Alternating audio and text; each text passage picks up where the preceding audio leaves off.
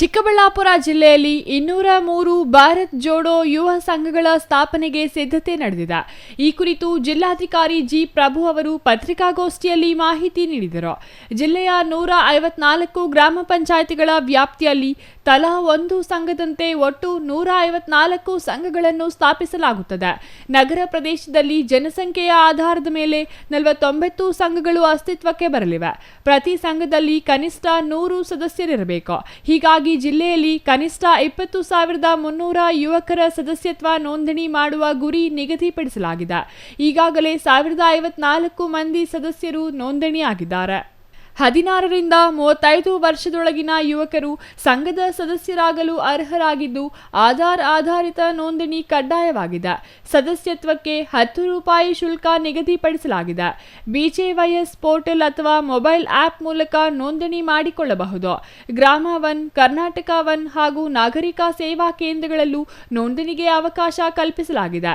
ಪ್ರತಿ ಸಂಘದಲ್ಲಿ 15 ಸದಸ್ಯರ ಕಾರ್ಯಕಾರಿ ಸಮಿತಿ ಇರಲಿದ್ದು, ಮಹಿಳೆಯರು ಹಾಗೂ ವಿವಿಧ ಸಾಮಾಜಿಕ ವರ್ಗಗಳಿಗೆ ಸೂಕ್ತ ಪ್ರಾತಿನಿಧ್ಯ ನೀಡಲಾಗುತ್ತದೆ.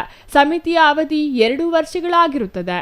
ಇನ್ನು ಪ್ರತಿ ಭಾರತ್ ಜೋಡೋ ಯುವ ಸಂಘಕ್ಕೆ ವಾರ್ಷಿಕ 10 ಲಕ್ಷ ರೂಪಾಯಿ ಅನುದಾನ ನೀಡಲಾಗುತ್ತದೆ. ಕ್ರೀಡೆ, ಸಾಂಸ್ಕೃತಿಕ ಚಟುವಟಿಕೆಗಳು, ಪರಿಸರ ಸಂರಕ್ಷಣೆ, ಸ್ವಚ್ಛತೆ, ಜಲ ಸಂರಕ್ಷಣೆ, ಯೋಗ, ರಕ್ತದಾನ, ಡಿಜಿಟಲ್ ಸಾಕ್ಷರತೆ, ವೃತ್ತಿ ಮಾರ್ಗದರ್ಶನ ಹಾಗೂ ಉದ್ಯಮಶೀಲತೆ ಸೇರಿದಂತೆ ಹಲವು ಕಾರ್ಯಕ್ರಮಗಳಿಗೆ ಅನುದಾನ ಬಳಸಲಾಗುತ್ತದೆ.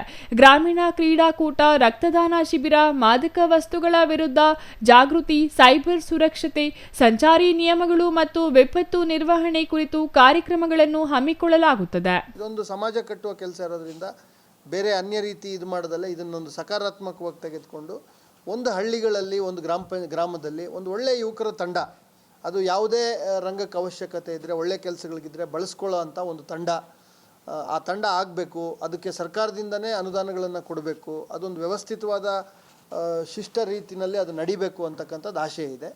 ಈ ಘಟಕದ ಆ ಕಾರ್ಯಕಾರಿ ಸಮಿತಿ ನಾನು ತಮಗೆ ಹೇಳೋದಕ್ಕೆ ಬಯಸ್ತೇನೆ. ಕಾರ್ಯಕಾರಿ ಸಮಿತಿನಲ್ಲಿ 15 ಜನರ ಆಂತರಿಕ ಕಾರ್ಯಕಾರಿ ಸಮಿತಿ. ಆ ಸಮಿತಿನಲ್ಲಿ ಈಗಾಗಲೇ ಹೇಳಿದ್ದೀನಿ, ಅಧ್ಯಕ್ಷರು, ಉಪಾಧ್ಯಕ್ಷರು, ಖಜಾಂಚಿ, 12 ಜನ ಕಾರ್ಯಕಾರಿ ಸದಸ್ಯರು, ಒಬ್ಬರು ಇದರಲ್ಲಿ ಕಾರ್ಯದರ್ಶಿ ಕೂಡ ಇರ್ತಾರೆ. ಅಧ್ಯಕ್ಷರು ಅಥವಾ ಉಪಾಧ್ಯಕ್ಷರಲ್ಲಿ ಕಡ್ಡಾಯವಾಗಿ ಒಬ್ಬರು ಮಹಿಳೆಯರಿರಬೇಕು. ಮತ್ತು ಈವನ್ ಮೀಸಲಾತಿ ಕೂಡ ಈ ಒಂದು ಸಮಿತಿನಲ್ಲಿ, ಈ ಒಂದು ಸಂಘದಲ್ಲಿ ಮೀಸಲಾತಿ ಕೂಡ ಇದೆ. SC ST ಅವರಿಗೆ ಈ ಕಾರ್ಯಕಾರಿ ಸಮಿತಿಯ 15 ಜನರಲ್ಲಿ SC ST ಅವರಿಗೆ 3 ಸದಸ್ಯರು ಇರಬೇಕಾಗುತ್ತೆ. ಅದರಲ್ಲಿ ಕಡ್ಡಾಯವಾಗಿ 1 ಮಹಿಳೆ ಇರಬೇಕು. OBC ಮೈನಾರಿಟಿ 4 ಸದಸ್ಯರು, ಕಡ್ಡಾಯವಾಗಿ 1 ಮಹಿಳೆ ಇರಬೇಕು. ಸಾಮಾನ್ಯ ವರ್ಗಕ್ಕೆ 8 ಸದಸ್ಯರು, ಅದರಲ್ಲಿ 3 ಮಹಿಳೆಯರು ಕಡ್ಡಾಯವಾಗಿರಬೇಕು. ಸೊ ಕನಿಷ್ಠ ಈ 15 ಮೆಂಬರ್ಸಲ್ಲಿ 3 ಮಹಿಳೆಯರು ಇರಲೇಬೇಕು. ಹೆಚ್ಚಿಗೆ ಯಾವುದೇ ಲಿಮಿಟ್ ಇಲ್ಲ. ಆದರೆ ಅದನ್ನೆಲ್ಲ ಕಡ್ಡಾಯವಾಗಿ ಮಾಡಬೇಕು ಅಂತಕ್ಕಂಥದ್ದು. 2 ವರ್ಷಗಳಿಗೆ ಮಾತ್ರ ಸದಸ್ಯರು ಈ ಕಾರ್ಯಕಾರಿ ಸಮಿತಿನಲ್ಲಿ ಸದಸ್ಯರಾಗಿರ್ಲಿಕ್ಕೆ ಅವಕಾಶ. ನಂತರ 2 ವರ್ಷ ಆದಮೇಲೆ ಅವ್ರು ಮತ್ತೆ ಮರು ಆಯ್ಕೆ ಮಾಡೋಕ್ಕಾಗಲ್ಲ.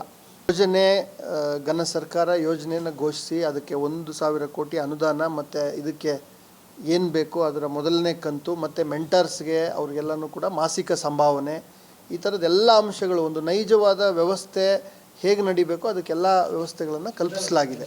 ಯುವಕರಲ್ಲಿ ನಾಯಕತ್ವ ಗುಣ, ಸಾಮಾಜಿಕ ಜವಾಬ್ದಾರಿ, ಕ್ರೀಡಾ ಪ್ರತಿಭೆ ಹಾಗೂ ಸೃಜನಶೀಲತೆಯನ್ನು ಬೆಳೆಸುವ ಮೂಲಕ ಸಮಾಜದ ಅಭಿವೃದ್ಧಿಯಲ್ಲಿ ಯುವಕರ ಸಕ್ರಿಯ ಪಾಲ್ಗೊಳ್ಳುವಿಕೆಯನ್ನು ಖಚಿತಪಡಿಸುವುದು ಸಂಘಗಳ ಪ್ರಮುಖ ಉದ್ದೇಶವಾಗಿದೆ. ಪ್ರತಿ ಸಂಘವು ಮಾಸಿಕ ಸಭೆ ನಡೆಸಿ ವಾರ್ಷಿಕ ಚಟುವಟಿಕೆಗಳ ಕ್ಯಾಲೆಂಡರ್ ಸಿದ್ಧಪಡಿಸಬೇಕು. ನಡೆಸಿದ ಕಾರ್ಯಕ್ರಮಗಳ ವರದಿಯನ್ನು ಜಿಯೋ ಟ್ಯಾಗ್ ಛಾಯಾಚಿತ್ರಗಳೊಂದಿಗೆ BJYS ತಂತ್ರಾಂಶದಲ್ಲಿ ಅಪ್ಲೋಡ್ ಮಾಡಬೇಕಿದೆ.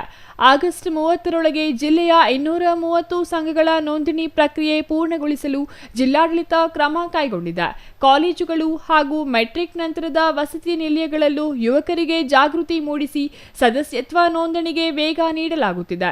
ಒಟ್ಟಿನಲ್ಲಿ ಯುವ ಶಕ್ತಿಯನ್ನು ಸಂಘಟಿಸಿ ಕ್ರೀಡೆ, ಸಂಸ್ಕೃತಿ ಮತ್ತು ಸಾಮಾಜಿಕ ಸೇವೆಯ ಮೂಲಕ ಸಮಾಜದ ಅಭಿವೃದ್ಧಿಗೆ ಬಳಸಿಕೊಳ್ಳುವ ಮಹತ್ವದ ಹೆಜ್ಜೆಯಾಗಿ ಭಾರತ್ ಜೋಡೋ ಯುವ ಸಂಘಗಳ ಸ್ಥಾಪನೆಗೆ ಜಿಲ್ಲಾಡಳಿತ ಮುಂದಾಗಿದೆ.